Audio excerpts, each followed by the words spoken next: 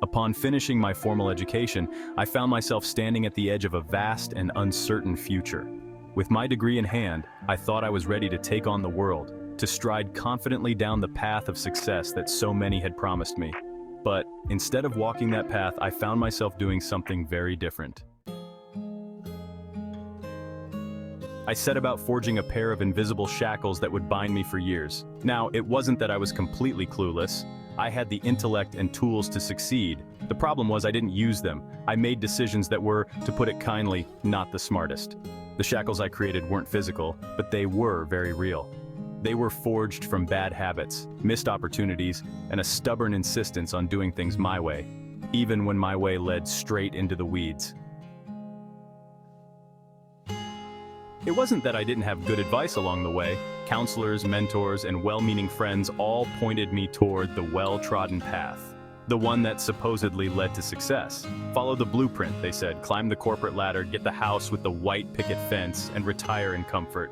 But I, being the adventurous fool I was, decided to cut through the thick, uncharted weeds, convinced that I would find something more exciting, more authentic on the other side. Success, as they say, is where you find it.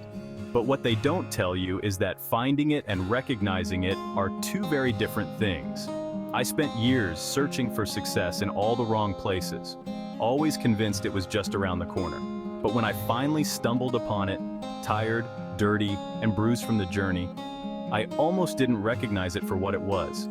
In my mind, I was destined to be a statistic. People like to talk about following your dream as if it's a simple matter of choosing a direction and sticking with it. But in reality, following your dream is more like chasing smoke. It's elusive, constantly shifting, and more often than not, you find yourself grasping at nothing. If we're honest, the true American dream isn't about hard work and perseverance. It's about winning the lottery. Think about it, dreaming of winning the lottery, then waking up the next morning and actually winning, that's the dream we've been sold. A magical overnight transformation where all your problems disappear and life becomes effortless. But most of us know deep down that life doesn't work that way. Instead, we're told that to make money, you have to go where the money is. For many, that means the big cities, the bustling metropolises where fortunes are made. But what if you don't like big cities? What if the very thought of living in a concrete jungle makes your soul ache? Well then, you're left with the mountain. The real mountain, the one you can't see but that's always looming in front of you. It's called the mountain of life, and climbing it is no easy feat. At some point, you have to make a choice. Are you going to climb that mountain, or are you content to wander around at its base, looking for scraps of gold? Because that's what life boils down to. You either find the gold, or you get the shaft. Sure, you could always take the safe route, work a steady job, punch the clock, and save for retirement, but is that really living? Is that the dream? For some, maybe it is, but for me, I realized that if I was going to climb that mountain, I'd need more than just a dream. I'd need grit, I'd need perseverance, and I'd need to understand that success wasn't going to be handed to me.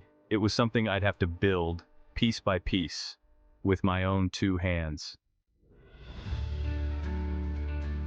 That's where the idea of a small business came in. They say a small business is the poor man's path to success. It's risky, sure, but it's also one of the few ways to create something of your own. It's not about getting rich quick, it's about carving out your own little piece of the world where you make the rules and call the shots. It's about creating value, not just for yourself, but for others. And whether you win, lose, or draw, at least you're in the game. All the world is a stage, as Shakespeare said, and we each have our entrance and exit. We're born, we live, and we die. What happens in between? That's up to us. Some people are content to play supporting roles, while others aim for the spotlight. But the truth is, the only role that matters is the one you create for yourself. Live long and prosper, as the saying goes. But living long doesn't mean much if you're not living well. Health, happiness, and a sense of purpose. That's what we should be chasing.